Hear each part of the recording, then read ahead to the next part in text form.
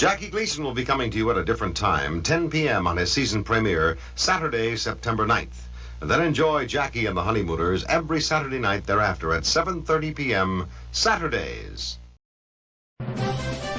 Word Balloon is brought to you by the League of Word Balloon Listeners. His paintings redefined comic book heroes. His vision inspired a generation. The Legend of Kingdom Come is the definitive documentary on Alex Ross, known as the Norman Rockwell of comics. It almost looked like Renaissance paintings, except for superheroes. He makes them look like Olympian gods. We go behind the scenes of his definitive graphic novel, Kingdom Come, now on Blu-ray, packed with exclusive interviews and unseen artwork. Order today at legendofkingdomcome.com. If you're here at Word Balloon, it's because you like comics, creators, conversation, pop culture subjects. Would you consider joining the League of Word Balloon Listeners? Patreon.com/wordballoon. For just $3 a month or more, you'll get exclusive access to the Word Balloon e-magazine, featuring transcriptions of some of my best conversations. When you subscribe, you'll also be part of the Word Balloon Book Club, where Brian Michael Bendis and I will pick a comic every month to review and discuss live with the League on this show. Join the League today, patreon.com/wordballoon. Thank you always for your support, League of Word Balloon listeners.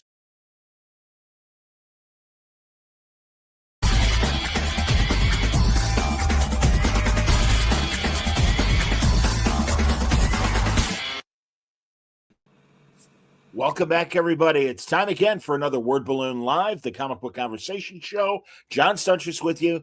My buddy Tim Seeley, who I've known for 20 years. Good to see you, my man. Hey, good to see you, too. I don't know how I forgot. I didn't mention this before the station. You and me went out for beers a week or two ago. And I got in lots of trouble because I stayed out really fucking late that night. It was so great, man. I'm literally eating dinner, just finishing up, and Tim texts me, and he's like, hey, I'm out with my IDW editor who's editing me on Godzilla. You want to hang out? And again, we live like maybe 20 minutes away from each other, so it's like, yeah, no big deal. But it was so great, man, and it was so nice to meet the kid. He's a kid, well, relative to us, obviously. Yeah, us, yeah. But here, man, this is the cover. This is great. Yeah, came out today. Yes. So tell me about this comic. Well, this is the series I'm writing, and Jake is my editor. He's the guy that we went out for holiday beers with. But this is essentially like a kind of its own universe where IDW is kind of given this chance to kind of like reboot Godzilla in an interesting way to kind of make a universe of titles. So there are 3 Godzilla titles, and they're part of the Kaisei era. Kaisei is what they call the energy that fuels the kaiju in our universe, and so we have Starship Godzilla and Into the Dead Zone, and then we have this title, the one I write. And 6th issue just came out today, which wraps up the first arc and just kind of sets up our world and what Godzilla represents in it and how Godzilla relates to the main characters really. So it's big and crazy, and I can't believe the stuff Toho lets us do in that book too. It's just crazy the freedom that they give us to tell a story. I mean, I think part of it is because we've been very good about keeping it on theme about what Godzilla's about, but the rules are cut out the windows. Like, you can use all kinds of kaiju and all kinds of monsters, and we've got people who've been mutated by Godzilla called G mutants, and we got all kinds of shit in there. So, who's your artist on this? His name is Nikola.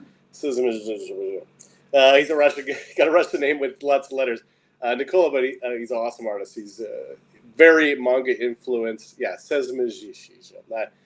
I'm always, that's my my black hole of pronunciations is Russian sort of stuff. But yeah, Nicola's awesome, and it's this very like manga kind of influenced artwork, which is totally appropriate for the subject matter as well. Because a big part of our story is, this is the world of which Godzilla has been around, since the 50s.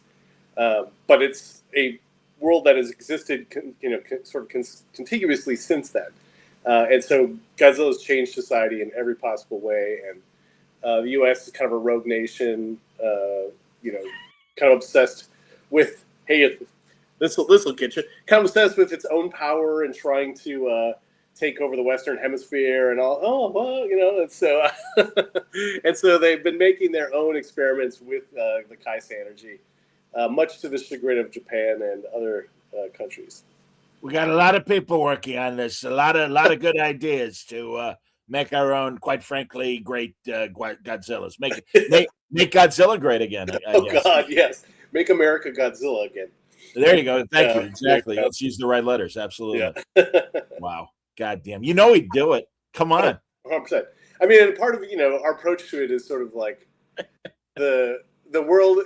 It's the same as our world until 1954, and then Godzilla shows up, and then so like the main character is this sort of grizzled badass that you think is going to be this like militant kind of conservative guy, but in fact, in their world, they never got the hippie love revolution, and this guy's so angry about it. He's just like, I never got to go to to orgies, and I never got to do LSD because my country was so like he's just like pissed off the hippie dude and stuff. And he wears sandals and plays Hawaiian songs and shit. So like it's a crazy world, like an alternate history take, and it's sort of a superhero book in a way. Yeah, it's got G-Force, which is the Godzilla superheroes. Sure. No, that's fantastic. And it is. I mean, first of all, Toho is so much better. I think I told you, and I've told Matt this Fraction with the Monarch series that was on Apple, which was great. But I was so scared because I'm not a big fan of the Legendary stuff. I'm just not. It's too, I don't know. But I liked Monarch a lot. And it was a big relief. Meanwhile, Shin Godzilla and Godzilla Minus Zero are still amazing movies. Yeah.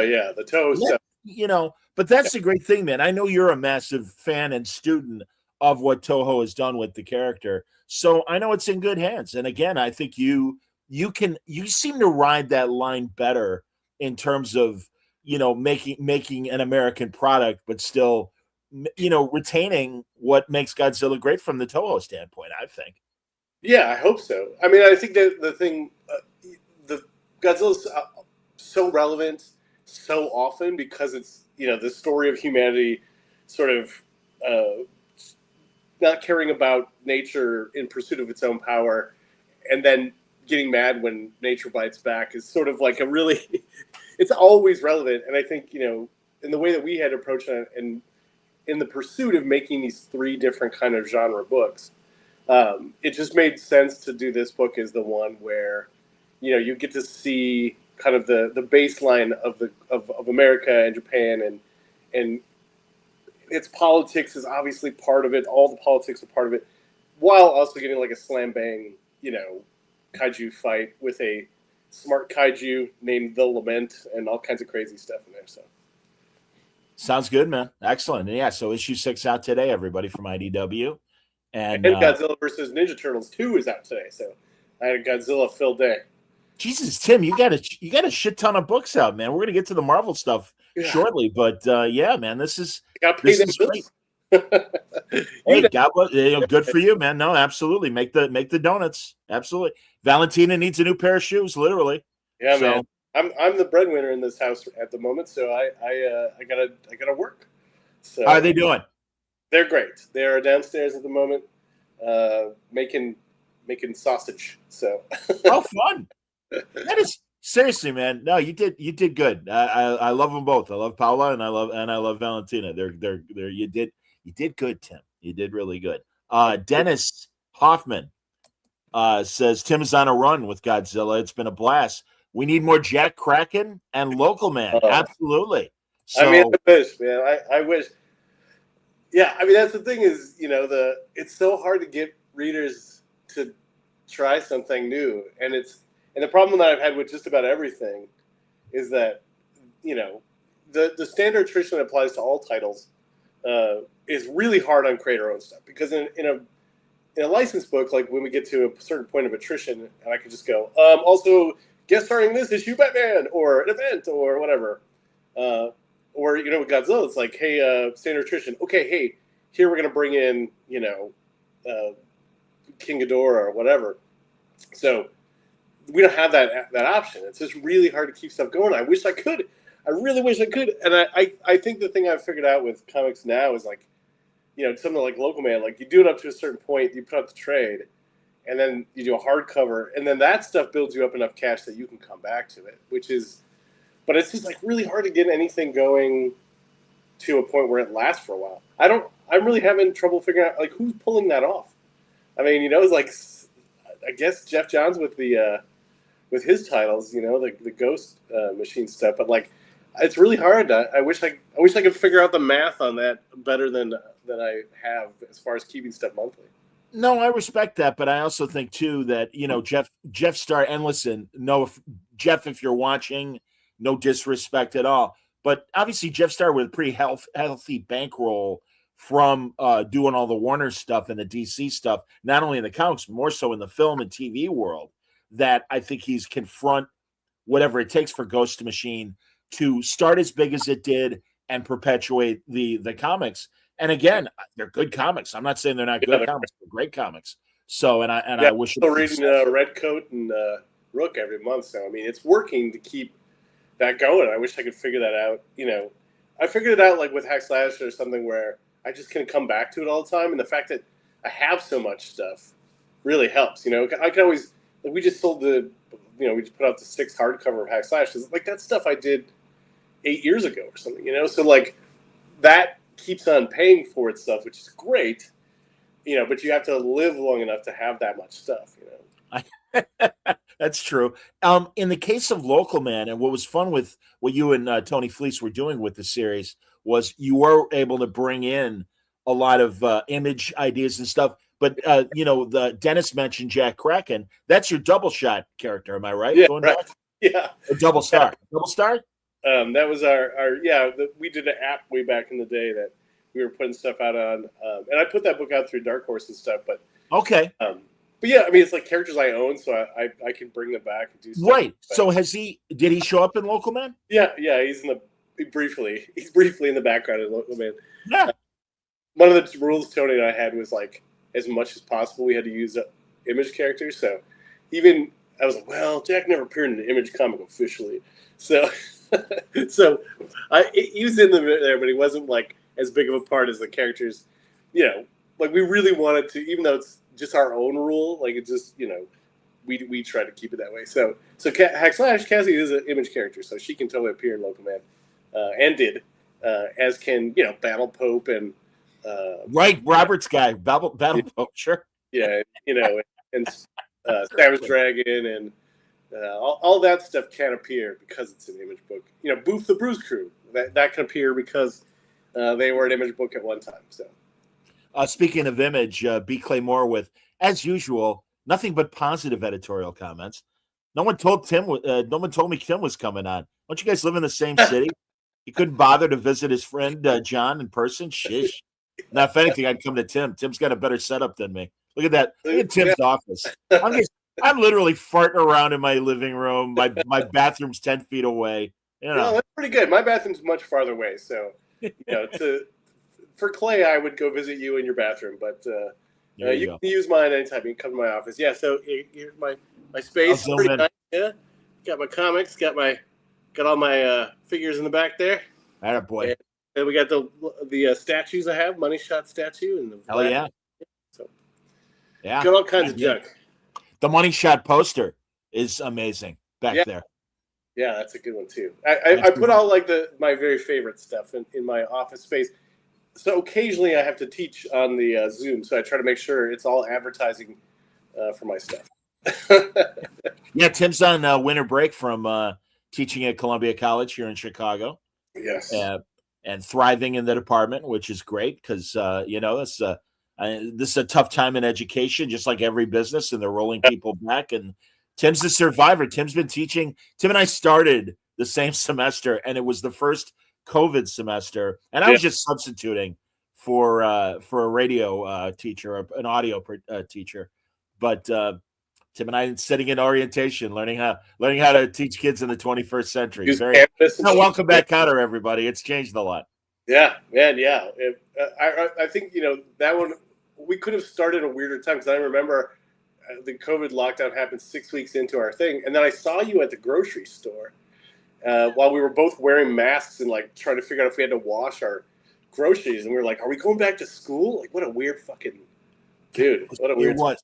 It absolutely, and you could drop F-bombs. You're okay, but yeah, it was insane. It really was, and I really felt for those kids. My God, anyone who went through those those couple of years of COVID, and if it was part of their educational experience, I can't imagine how screwed up kids must be from that. Truly.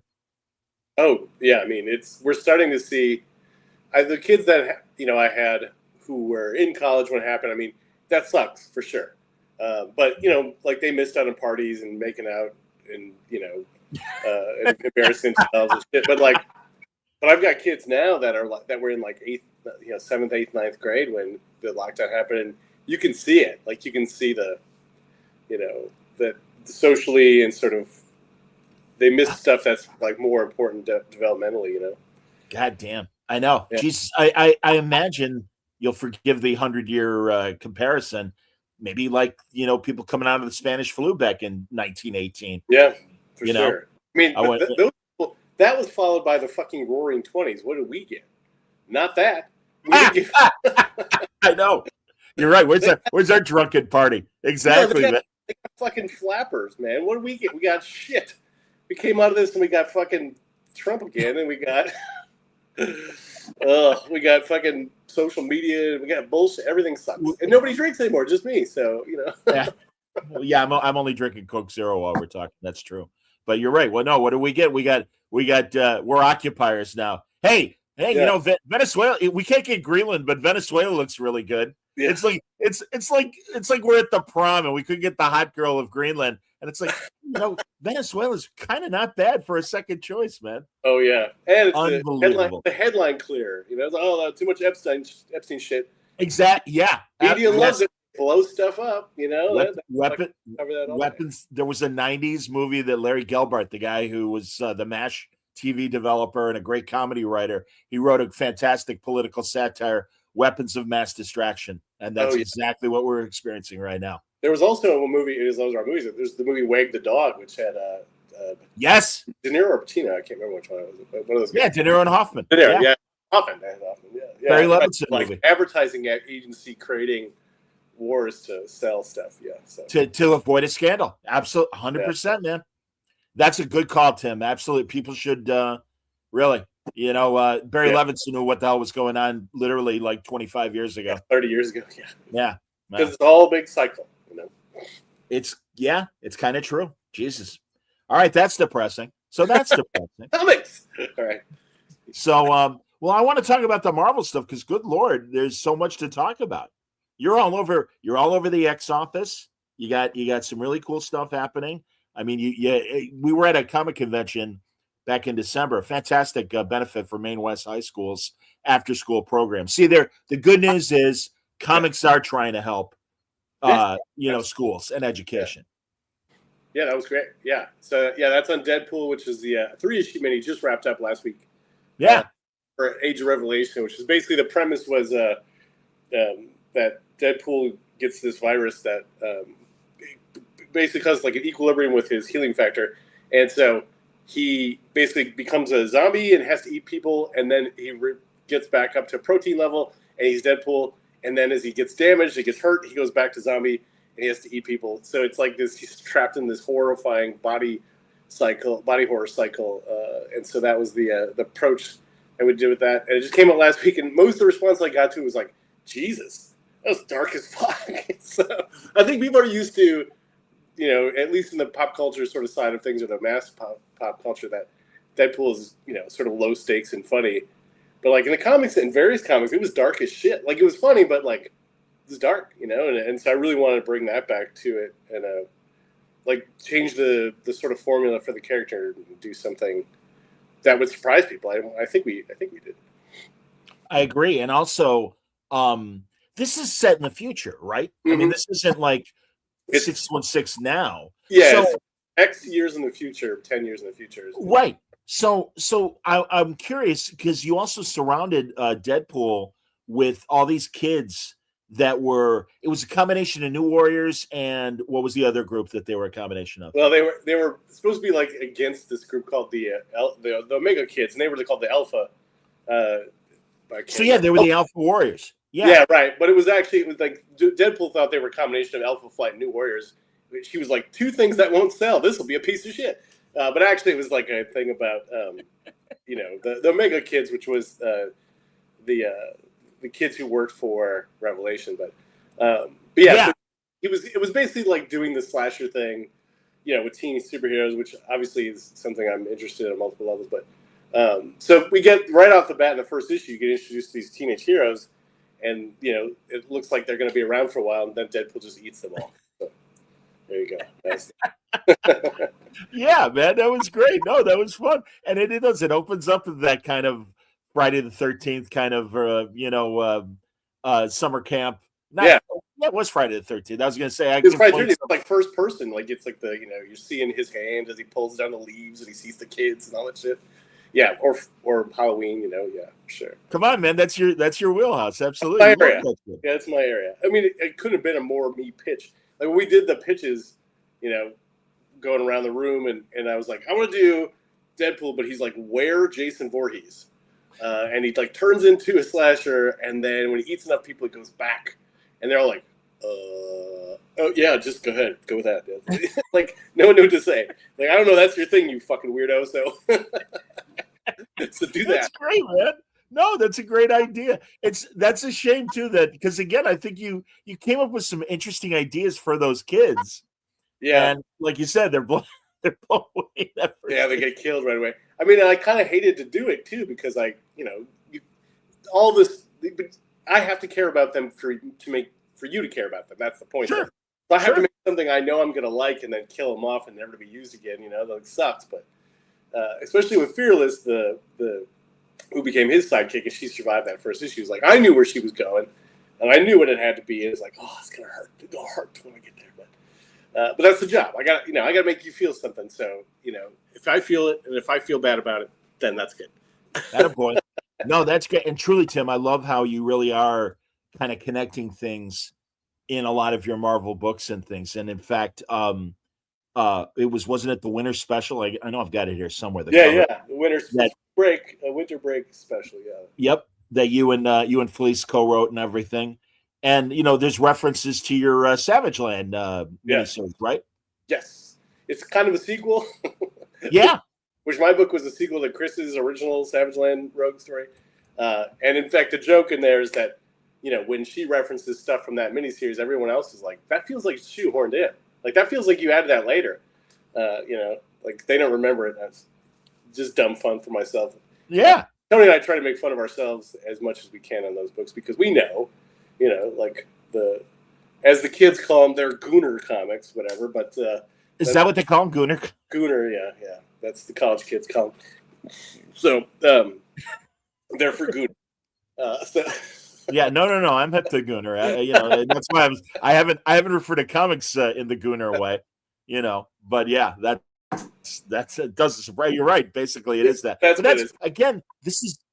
But that's your milieu, Tim, and I love that. That's still your thing. Let's put sexy girls and guys in barely their clothes and crazy shit, a little titillation. There's nothing.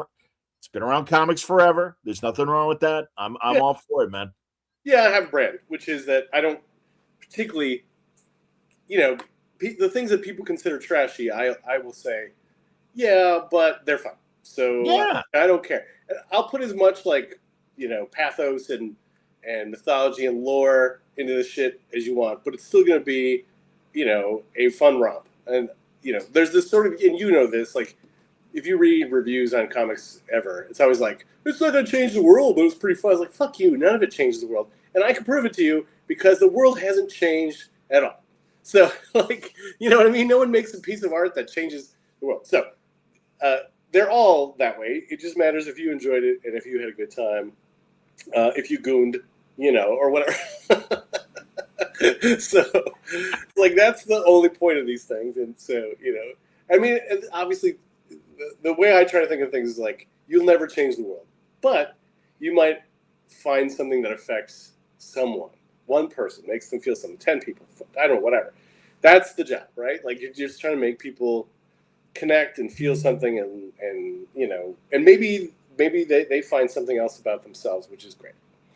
Who was your editor for? And is it Panicia for everything? No, it's Will Moss is the. Oh, Will Moss, sure, great. Even the winter special, not only the X books, well, the Christmas, not the X books. I have different editors on everything. I've got I had Will for the swimsuit stuff. I have for on Deadpool, and for X-Force I have Will. I have Mark Basso, and for Rogue and for Psylocke I have Darren Shan. So I'm really, really putting those poor bastards through it. All three of these people at the same time, putting them through some shit. So, but you know, they're all the X books are you know, they're a family sort of, but they have individual.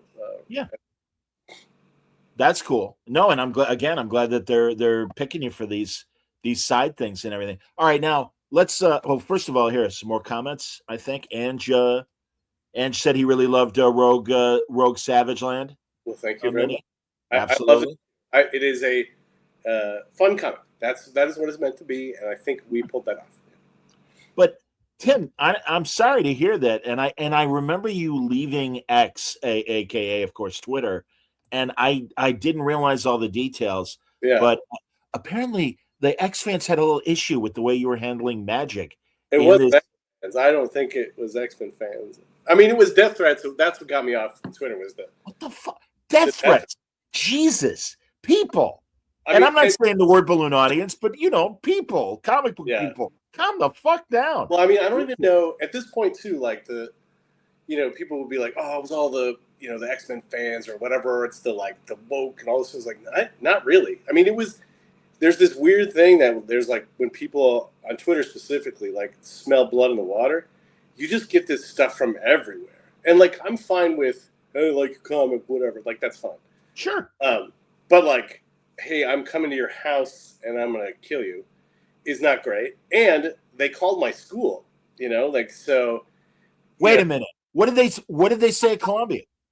I mean, they just like reported me for, I don't know what. Like, really, you should see the way he's treating this fictional character. Yeah.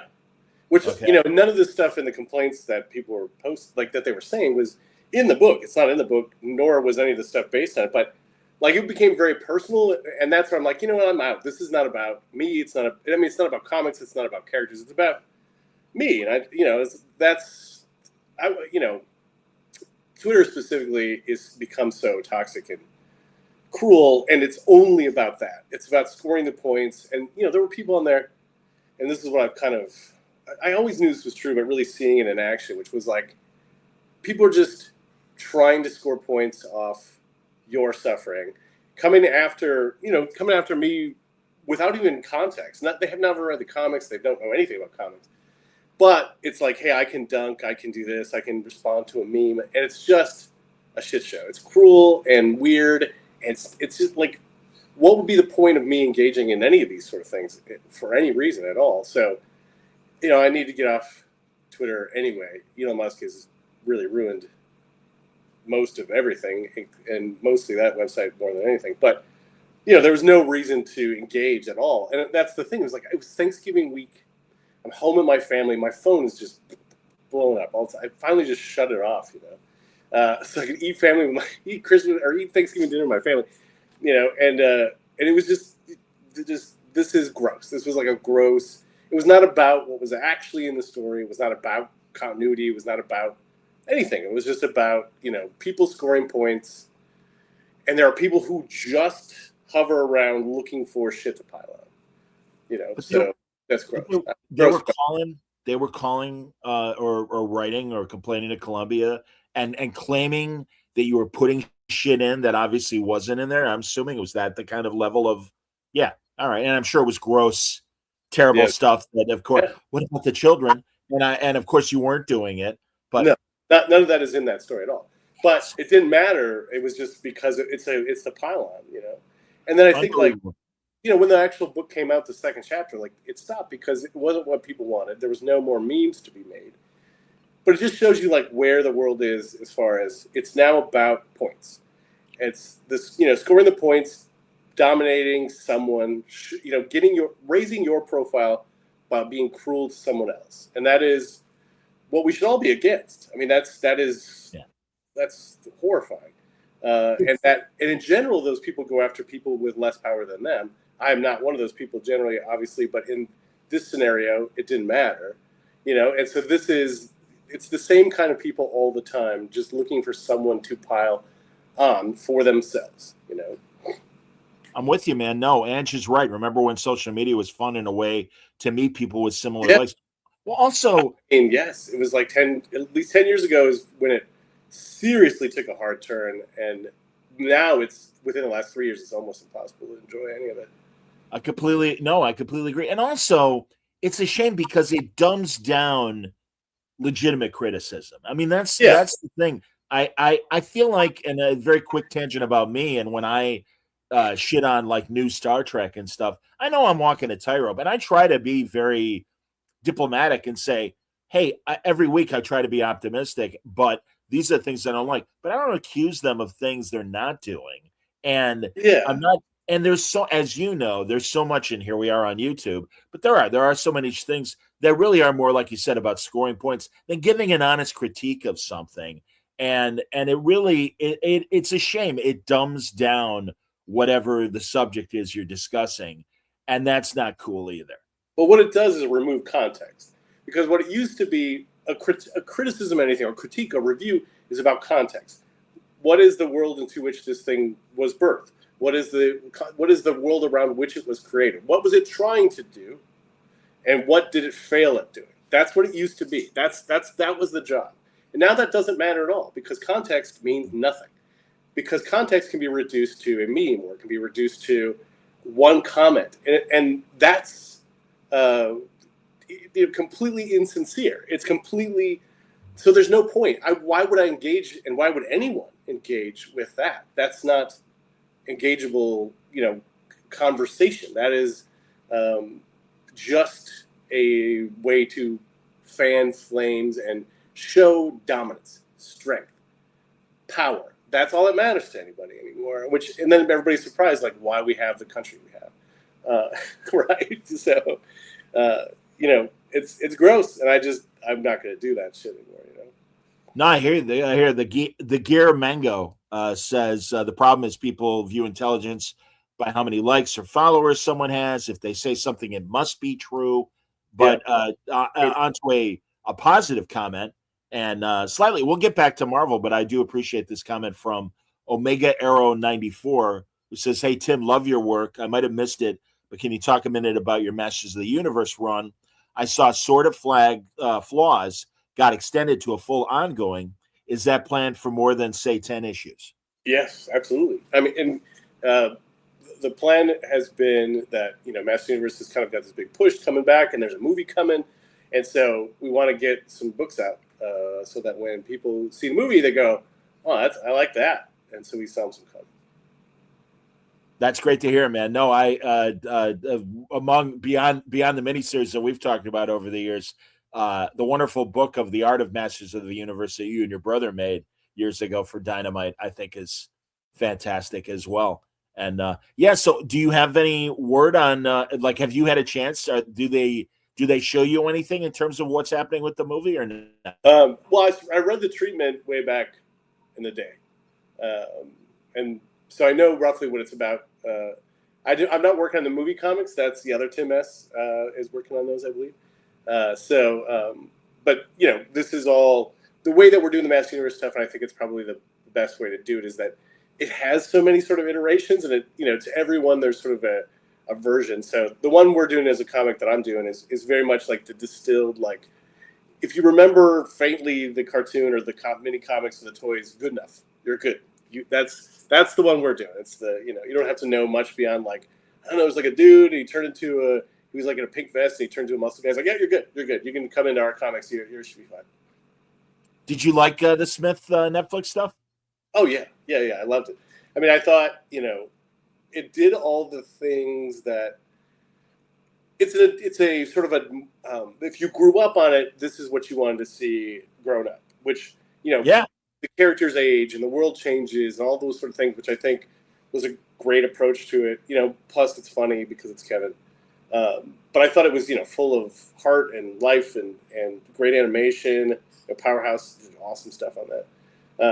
And I think what it sort of allowed us to do in our comic, which is, well, ours doesn't have to push the story to its logical conclusion, right? Like in Revelation, it was like, well, we got to show, what happens to Tila. She's the daughter of the sorcerer, so what's her legacy? Like they had to go there, which great. So now you've seen it. So what we can do is, hey, here's a bunch of Master Universe stories that you didn't see. There's and that's why I want to just live in that space. Like I didn't want to reinvent the wheel or something with it, because I felt like, man, there's just a lot of people who just like to see some cool stories set in this world that you'll never want to leave. I'm with you. Great Manga says he liked it fine, but he felt it was falsely advertised. Definitely expected more He-Man and Skeletor instead of the Tila story that we obviously got. But it's called Masters of the Universe. So yes, He-Man and Skeletor are part of the story, but it was always an ensemble sort of story for sure. I mean, He-Man is the star, but and I also think like part of the thing with stories, and this can get lost in the way that things are broken down into episodic, ways, is that you usually have to start with your character down to get them back up. And so, so you have to take your hero out to bring your hero back. We didn't have to do that in our comic because it's just about the world and it's about the characters interacting in it. But in theirs, that's the progression. It's about, hey, this is the end of the story, and here's the world without He-Man. Okay, cool. Show me that world, and now bring him back. Show me what that changes. I think that's a great way to do that story. And I think it makes people go, oh yeah, I care about this guy. Well, also, I mean, I could think of a million comic book events where the online critics are judging and some of the readers on issue 2 of a 6-issue or 12-issue story. Or first issue, yeah, right. Yeah. No, and like you said, it's like, hey, let them, again, like you said, they have to have an obstacle to get past. So let's get there, and let's accept that things are going to be fucked up for the first couple chapters, and then we see how they solve the problems. So yeah, and I think you always have to do this thing which people want instant sort of gratification on stuff but if we did it instantly, the stakes wouldn't be high enough for you to care. So we have to show you the stakes. We have to do, it's hard. It is hard because of the way people can binge something and just go through it, or like we've changed the way people see things, where it used to be like, hey, every month this chapter is going to come out and we're going to, do a full story or whatever. Yeah. Like, you want these bingeable big things. So that means if you watch it individually, it's going to seem like a small part of a chapter because it's a 10-hour story, right? So like, or a 6-issue arc in a comic, which didn't exist, in the 60s and 70s and 80s. There was no such thing as a 6-issue arc, right? So like now we've changed it to this new format, so some individual part of that chapter can seem as though it's incomplete, So it's just kind of part of the way. But when you binge it, then you'll be like, oh yeah, fuck yeah, right? Like then you'll get it. You'll get the whole thing. When Marvel introduced decompression and Joe Quesada was out there doing his Cup of Joes, this is before I had Word Balloon, I was even saying, I'm like, the pacing is kind of tough to endure. And he goes, well, it's just like a TV show. And I'm like, no, it's not like a TV show. And again, this is pre-binging TV. Where I'm like, no, you're getting an episode every week. I'm like, you're making us wait 30 days for the next episode. And that's a long time. Yeah. And, and especially when it's a 12-issue maxi series or a 6-issue. And it's like, and again, I get both sides of be patient, but by the same token, yeah, but again, like you said, I could read a one and done and get a story, but it doesn't have the impact that I've really been struggling with that lately because I don't do decompression at all. I respect it, and I respect people who've made it work really well for them, but I don't do it. So every issue of Master Universe or X-Force is basically a story. Like X-Force for sure, the way I'm doing X-Force, every issue is a full mission. Because to me, X-Force is a team of mutants that runs around and does missions. That's the thing. That's the right. That's what Rob and Fabian set up, and I'm going to do that. So every issue is a full mission, but the struggle then is like, yeah, but it's pretty dense. Like it's got a lot of stuff going on. It's got a lot of plot, like a lot of cool stuff. But I'm not giving you like, you don't get 3 double-page spreads of beautiful vistas in my books. You just don't. I don't have fucking time. So like X-Force it's a rip. It's just like characters show up, they do their shit, they get their cool moments, they do their stuff, they have the impact next issue. Like it plays like that for the first 5, and I wanted it to be that, and I know I'm going to take some shit for it, but it's the way it has to be. And also, all right, let's talk about X-Force and this lineup that you've got for it and everything. Because again, this is, and Tim, I'm not a big X-Men guy, but this is part of this current Age of Revelation continuity of the future. Yes. So this is a future X-Force team, and it's Cable, and who else have you got on the team? We got Boom Boom, my personal favorite. We've got Elverine and Archangel, but those are not the only members of the team. There are others. We just haven't showed you them. And I'm really, one of the things I can't believe Marvel was totally cool with doing this, I think it's great, is that you don't know what the first issue, you don't know what the story is at all. You have no idea. You don't know who the other members are. It's a huge part of the story. Like, one of the things that, Bass and I talked about was like, let's surprise people. Like, let's not even put them on the cover.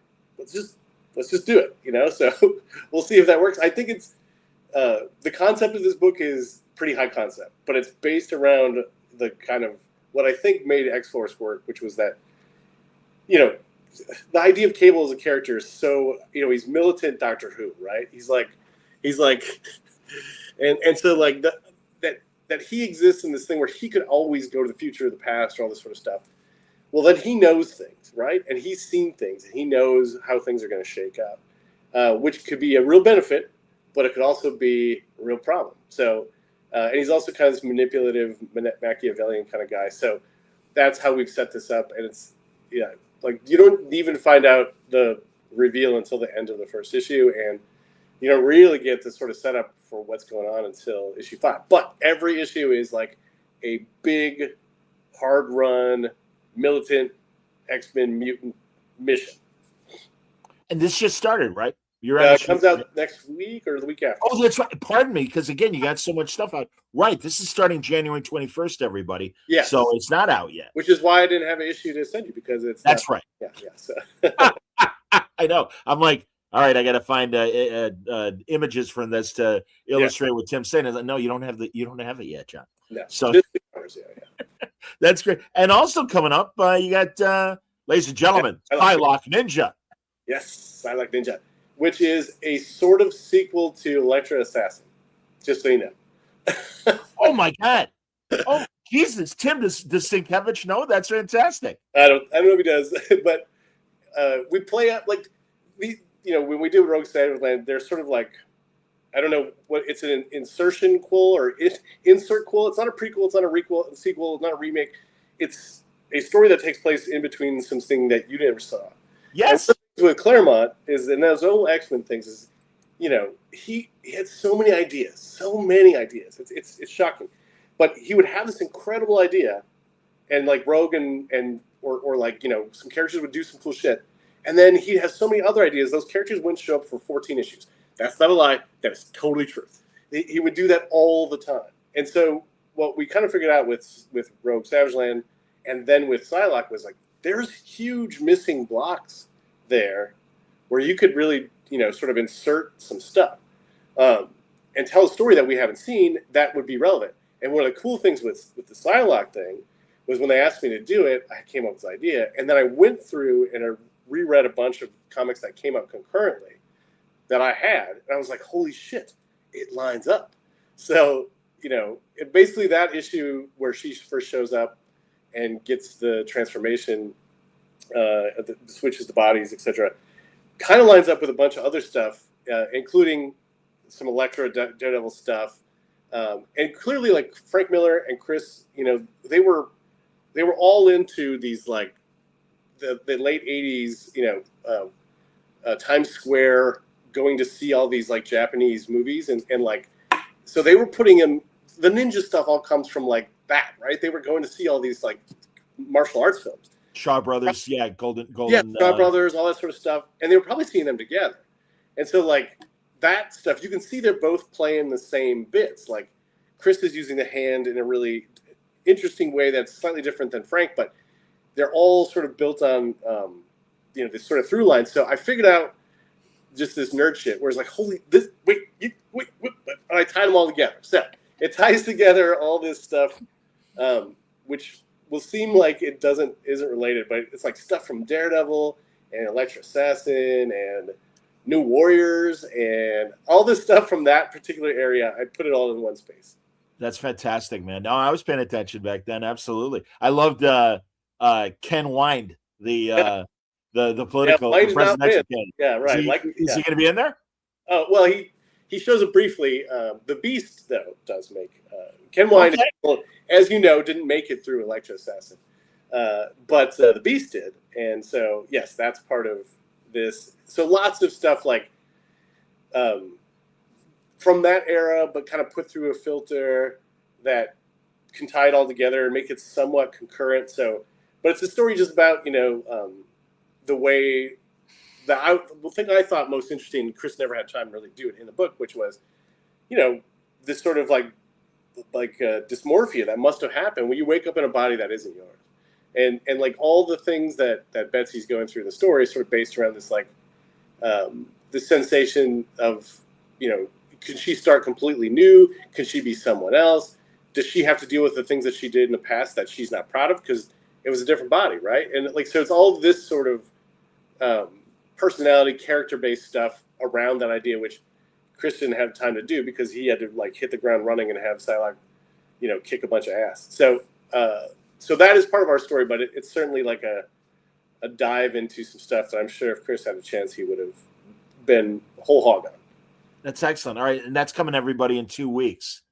The 21st is when. Yeah, artist Nico Leon is just doing some awesome stuff in there. I was past him while we were working. I was like, here's some Jim Lee stuff. Here's some Frank Miller stuff. Here's some Sienkiewicz stuff. And he's just going, okay, cool. And he's just putting it all together. It looks fantastic. It's really good. Funny. Did he do this cover? No, I don't know. That's one of those very cover specific artists who does the big shiny stuff. Okay. I'm not sure who that is, but yeah, Nico Leon is the interior artist. Yeah. Excellent. That's Tim. All right. You expect a springtime call once these stories get going. So how many issues for Psylocke? 5, and X-Force is ongoing. So it's ongoing. X-Force. Wow. Great. God damn, man. Yeah. And I'm already done with the first 5 of X-Force, and I got to jump on to 6 next week. So I got lots of X-Force in the hopper. Beautiful. And so you had a fun summer because Revival, we got to love this and enjoy it on television as much as we enjoyed it in comics. I got to tell you, man, I thought the guys the showrunners who you were very kind of hooked me up with. I thought everybody did a great job. That was a tight 10 episode season, and I really hope to God we get more. Me too. It's just TV is a bad business right now, and I'm sure you're not surprised to find that, but. So I don't know, man. I think the guys did everything they possibly could have done with what they had. The show's sitting at 90% of Rotten Tomatoes, and it was critically acclaimed. We were on best of lists and shit, but we also live in a world where maybe that doesn't matter, So it's definitely going to be an interesting, I guess we'll find out after Hollywood. For those that don't have to work in it.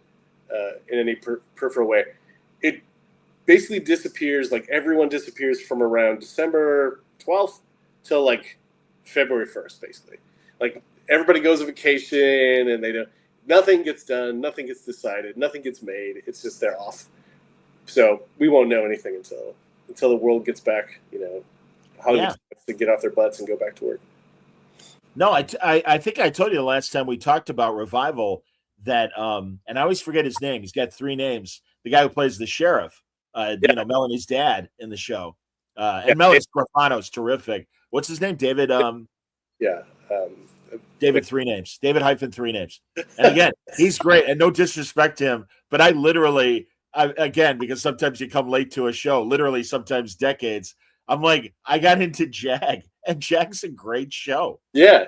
It really is a fun military action show, and he is so great in it. And so it's so great to see him literally 25 years later in Revival as the dad and everything, and a really good character.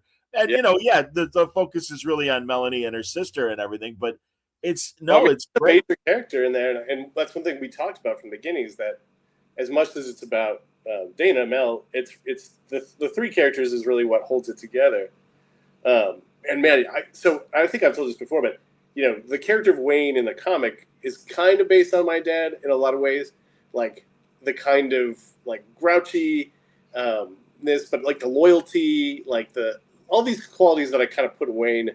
The way he talks and like how many swear words he uses. That's my dad. Like that's my dad, 100%.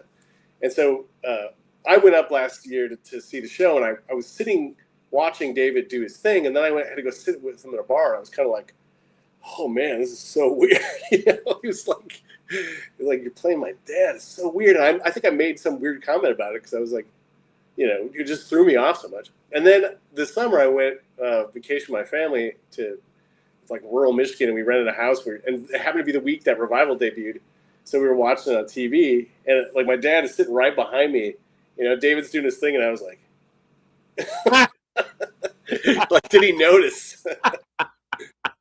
Did you talk to your dad after he saw it? Yeah, and he was like, he knew it. And obviously the character's a cop and a bunch of things. My dad is not those things, but right.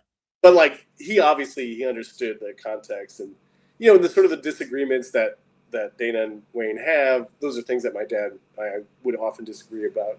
So yeah, but it worked out totally great. Like he was kind of proud of it, and the character's great. He's a good guy. He's a difficult guy, but so is Melanie. I mean, so is Dana.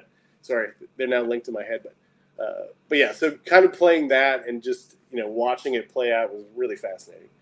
Interesting. That's funny. Did your brother Steve? Did he see anything in Dana's sister? I mean, because both my brothers were there as well. Oh, sure.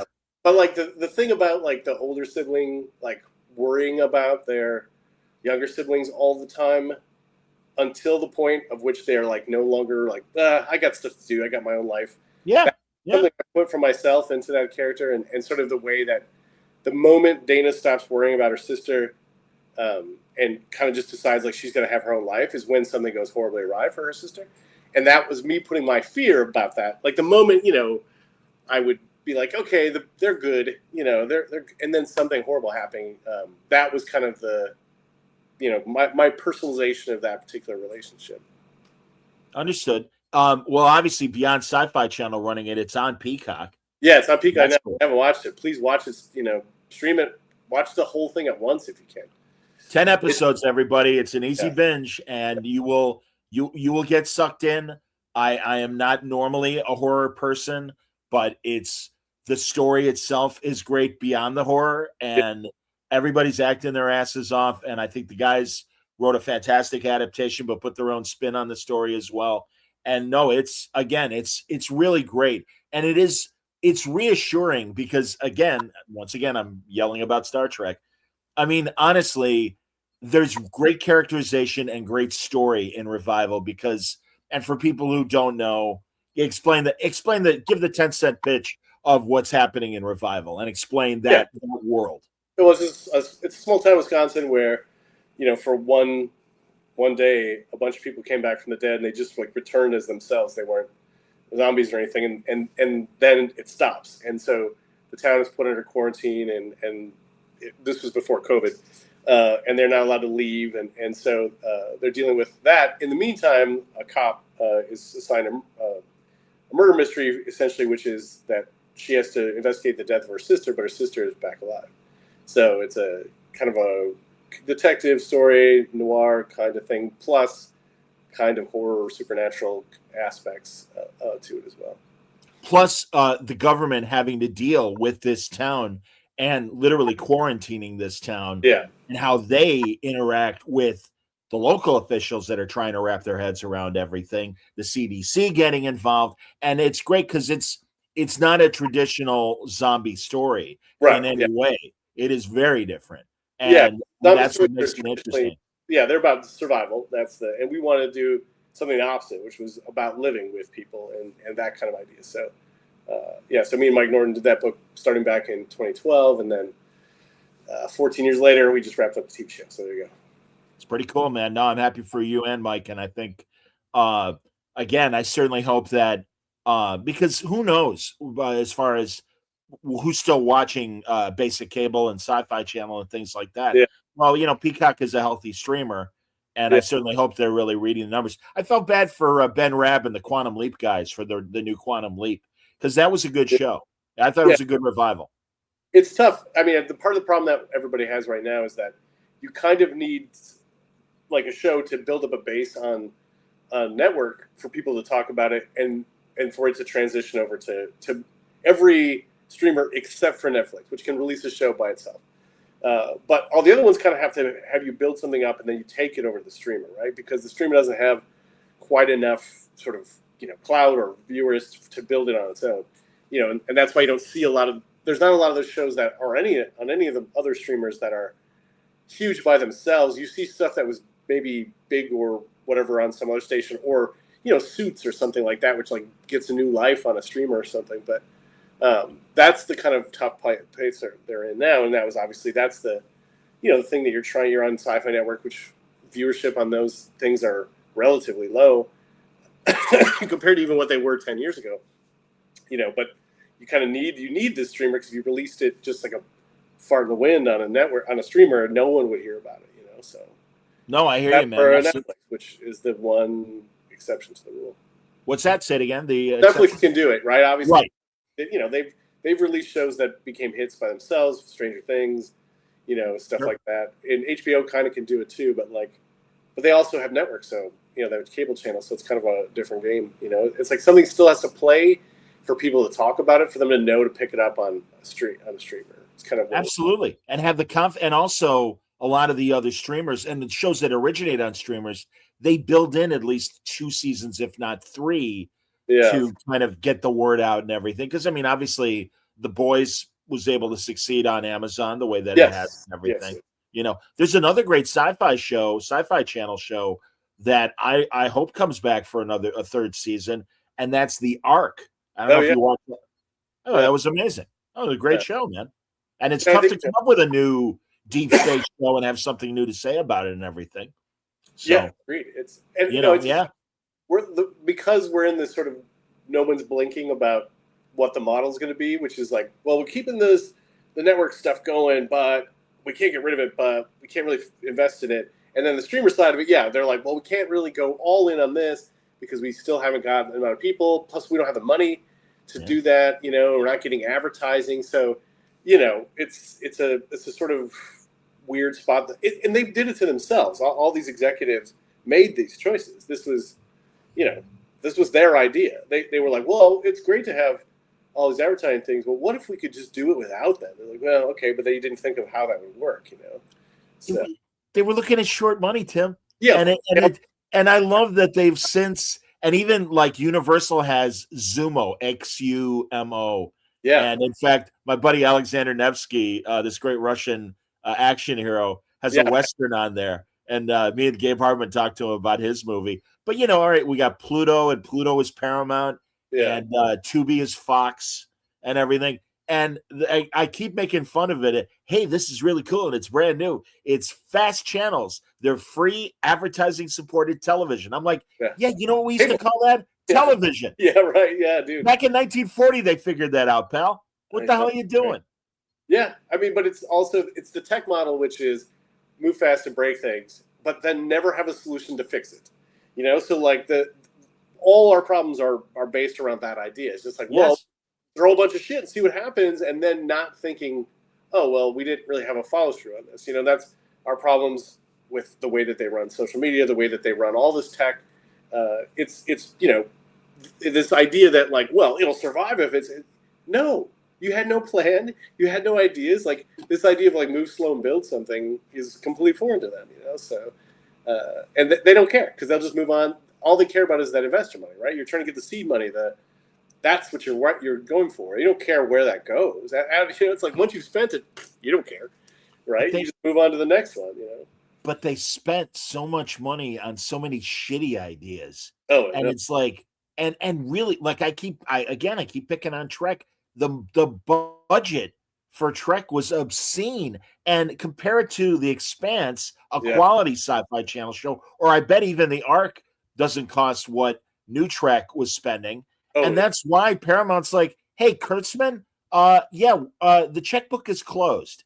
And as soon as your contract is up, there's the door. Don't let it hit you in the ass when you leave. Because you spent money foolishly and had subpar writing and subpar ideas, and you hurt Star Trek. I don't think a lot of people like, oh, Star Trek's dead. Bullshit. Star No, Trek it'll come back. It'll be back. Of course it will. It'll be back in Of course it will. a year and a half, right? That's how that shit Yeah. valuable. But it is, like the budget on like an HBO show or something for one episode is the entire season of a sci-fi show. One episode. So like you can see how, return on investment, the amount of people you need to watch it, that when you're working on a non-advertising model, like it matters, because if people are buying it for the membership and they can watch 10 episodes of something that costs $1 million or one episode that costs $1 million,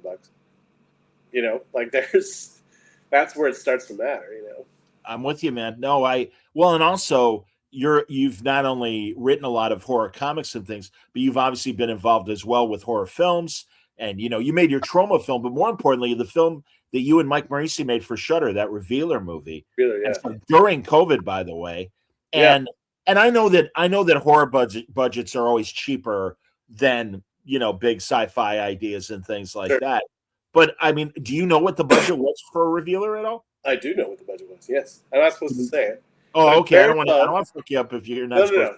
But it's low. But it was low enough that we could make something with what we had and use talent, very wisely. But still, everybody got paid. I mean, everybody got something for it. So I mean, that's the other side of it too. Is like the horror can exist on big concept and the appeal of fandom, but horror can also be a massive hit, Terrifier or something like that, where those movies were making as much as $55 million budget movies, and they cost $5 million or whatever. But but they're not prestige. You're not rolling that thing up for an award or anything either. So no, but that's okay. And I mean, I keep saying the big stars studios that have emerged from this era are A24 and Blumhouse. Yeah, because they know how to spend money wisely. Oh, absolutely. Yeah. I mean, and they, also know how to sell stuff, which is a huge problem for, you think of how much clever marketing A24 or something can do, that's everything. They know to be online. They know to be on fucking TikTok and all that shit, like things I don't want to ever fucking do. But there's things that they know how to do, But you're right, man. No, all the studios were so in the maze of traditional distribution and advertising and everything, and it's the tortoise and the hare, and all the studios are a bunch of tortoises, and all of a sudden A24 and Blumhouse are like, hey, bing bang bang, and again, and TikTok and using short video to kind of get attention and stuff, and also investing more in story, that's the thing right there, than big budget star. That, all right, take $20 million off the top because we got to pay Scarlett Johansson to be in our movie. No disrespect to Scarlett. I love her still. And please make more. But you know what I'm saying. Yeah. Yeah, it's totally true. I mean, and it's also those digital platforms haven't really figured out a way to make money either, right? Instagram and TikTok, they're not really, they're worth a bunch. They don't really have so those movies have to make fucking money. They come out, they have to...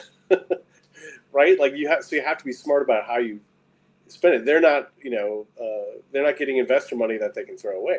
They have to return on the budget for that stuff. So, and further, that's why it's harder for the big studios to make stuff, because the banks are finally getting wise to it, and like we're not seeing the return on our investment. So, it's a very, as the proverb said, "May you live in interesting times." Beyond the world being on fire. The entertainment world is on fire as well in a different way.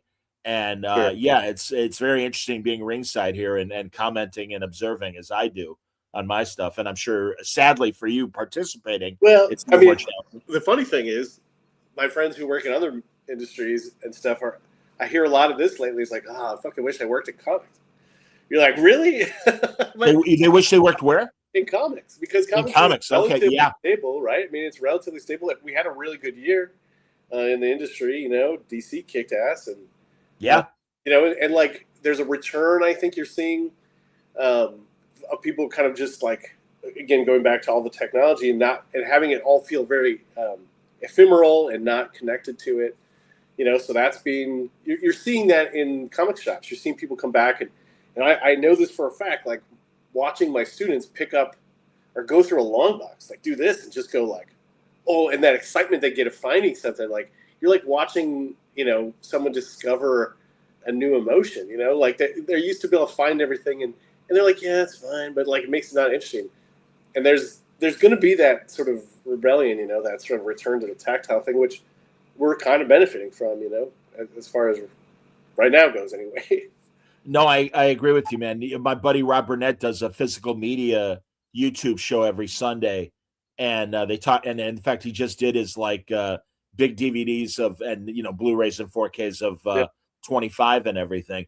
And it's true. I mean, and also the when a streamer yanks a movie or when Amazon yanks a book and you thought you had it in your library and it's not there anymore, or Christ, it's interesting, on HBO, all the Warner cartoons, the DC cartoons are leaving at the end of this month. I assume they are being rented by other platforms and they'll come back because that happened with Paramount with a lot of the Star Trek movies, where for like a year it was like, well, they're not on Paramount Plus. And it's like, well, that's one of the reasons why I have Paramount Plus. Right. And they were on HBO and I had HBO so I could see them. And, a lot of people do have more than one streamer, but not everybody. And I keep seeing people complaining and going, no, that's why I got HBO, was to have access to all the Warner Brothers stuff. Right. There was an interesting article. There's a video store here in Chicago. And it's not like a fancy video store. It's just one of those things that survived for a long time. And one of the reasons they survive is that they rent Polish movies. And you're in Chicago. You can't go 20 feet without hearing. Everybody, Chicago is the second largest Polish population next to Warsaw in Poland. That's how big the Polish community is here in Chicago. Keep going. Yeah, and you can't really go. I mean, it's huge here.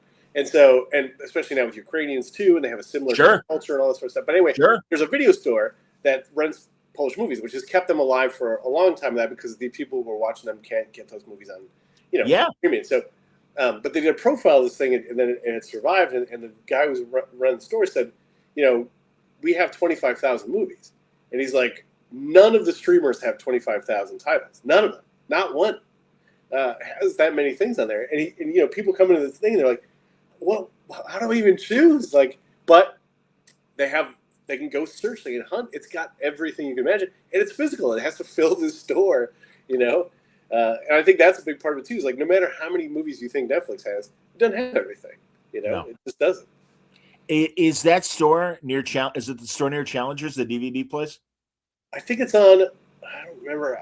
I'm not sure. I think it's out here near my neighborhood. I think.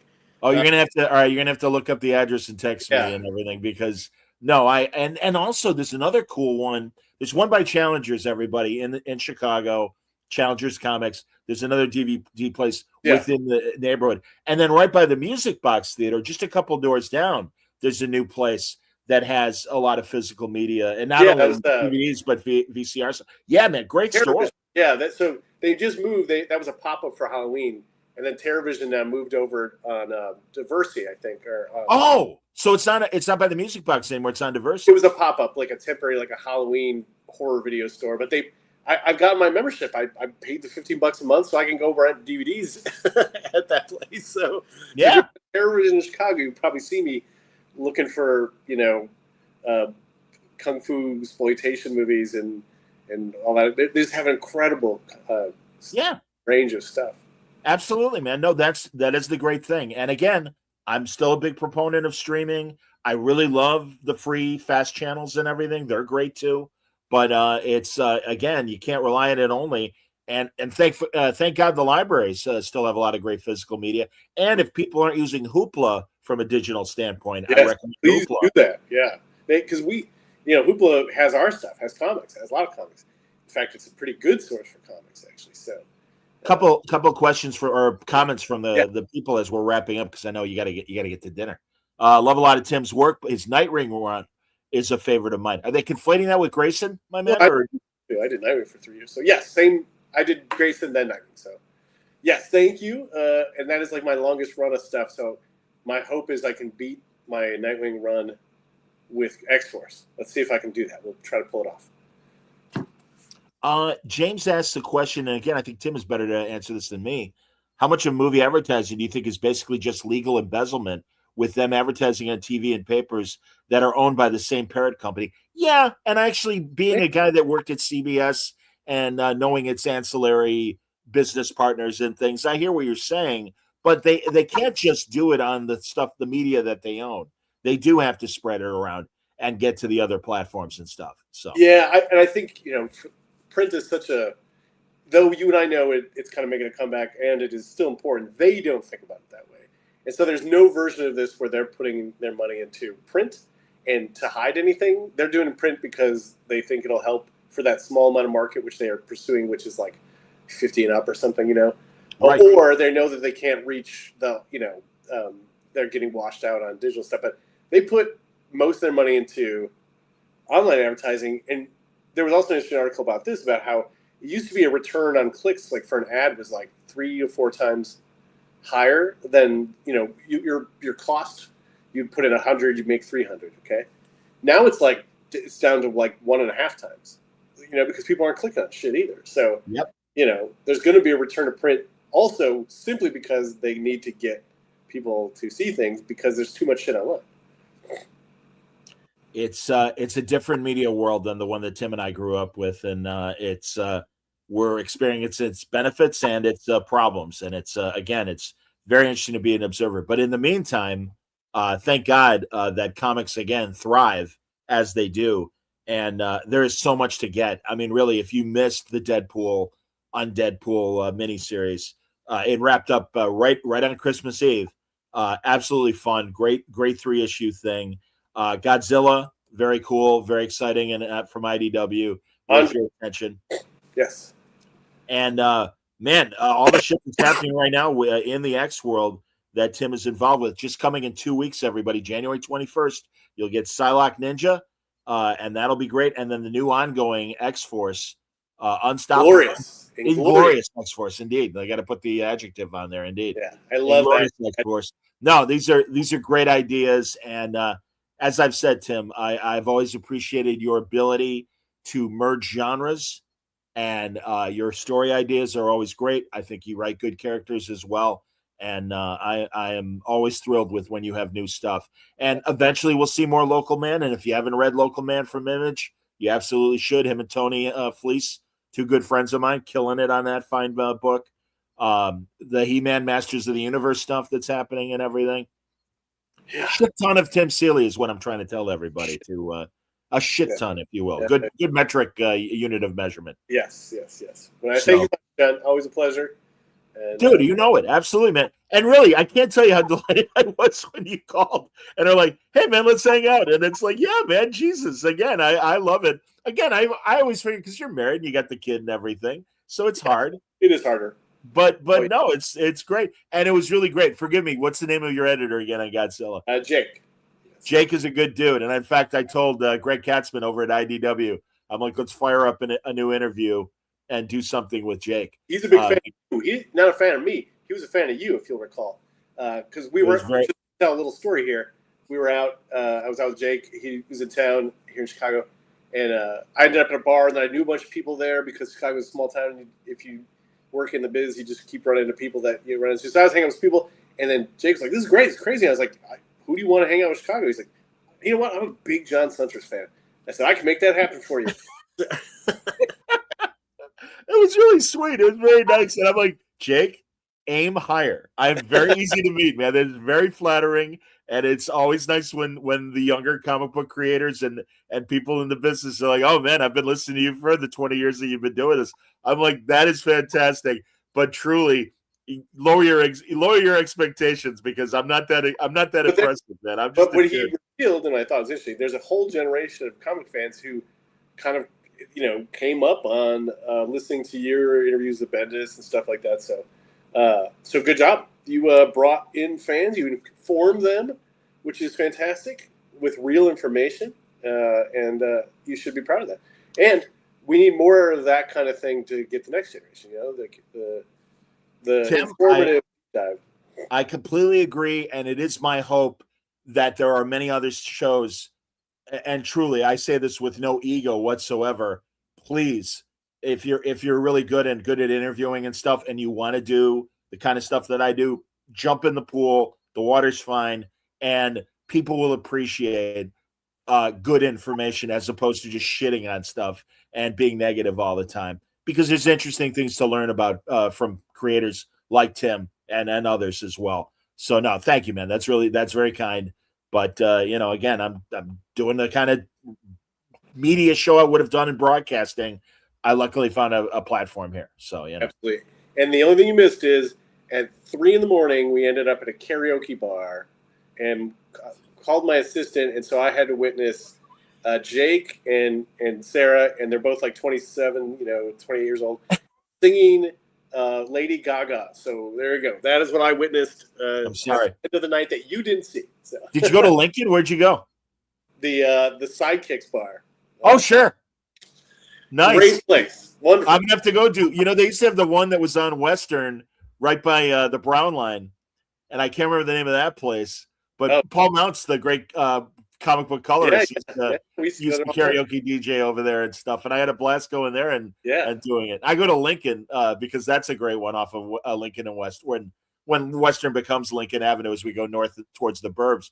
But right by the police station, conveniently located right by the police station. Yes, exactly. Yeah. Yes. But I love karaoke. Again, old man such as I'm like, it was like 2 hours. It was like 10:30 or something. I'm like, all right, I'm done. And you go, no, come out. I'm like, no, man, that's you got 2 hours out of me. Yeah, that was a crawl home and when the sun comes up kind of needs it. Oh, that's the worst. Absolutely. And believe me, folks, I can appreciate it. Back in my 20s and 30s, I had a good friend, and we'd be out all night and stuff, and you could see that the sunlight was coming. And she's like, "Oh, God damn it, the birds are out and they're chirping." Yeah. She's like, "That's when I know I've been out too fucking long." You hear birds, you fucked up. That's the truth. Yeah, it's sad but true. Well, unfortunately, my video isn't working to give us a nice ending little montage. So instead, I will just end this stream and thank everybody for watching and listening. Thank you. And until next time, everybody.